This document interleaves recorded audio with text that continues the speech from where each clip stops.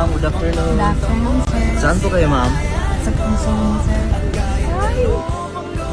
Saan ba talaga kayo, ma'am? May pupuntahan lang sa loob po, sir.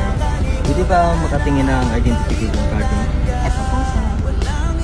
Sigurado po ba kayong ID ko lang kailangan niyo, sir? Pero po. Ito po pala, sir. Ano po to, ma'am? Number ko yan, sir. Sige, ma'am. Magkapasa na po kayo, ma'am. Thank you, sir. Bye! Ano si sir? Pinapon lang.